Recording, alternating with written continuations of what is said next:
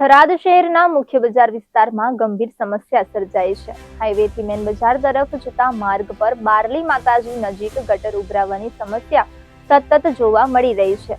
આ મુખ્ય માર્ગ પરથી પસાર થતા વાહન ચાલકો અને રાહદારીઓને ગટરના ગંદા પાણીમાંથી પસાર થવું પડે છે. વેપારીઓએ આ સમસ્યાના કાયમી નિરાકરણની માંગ કરી છે, ત્યારે ગટરના ગંદા પાણીથી વેપાર ધંધા પર અસર પડી રહી છે અને આરોગ્યની દ્રષ્ટિએ પણ જોખમ ઊભું થયું છે. સ્થાનિક રહીશો અને વેપારીઓએ તંત્ર પાસે તાત્કાલિક ધોરણે યોગ્ય કાર્યવાહી કરવાની માંગણી કરી છે, ત્યારે સ્થાનિક વેપારીઓના જણાવ્યા અનુસાર આ સમસ્યા લાંબા સમયથી યથાવત છે. નગરપાલિકા માત્ર ઉપરછલ્લી કામ કરીને જતી રહે છે, ત્યારે પરંતુ સમસ્યાનું કાયમી સમાધાન લાવવામાં નિષ્ફળ રહી છે.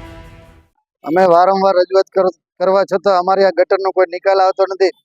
24 કલાક પાણી ભરાયેલું પડ્યું રહે છે અને નગરપાલિકાને અમારી નમ્ર વિનંતી છે કે આ સમસ્યાનો અમને નિકાલ લાવી આપે.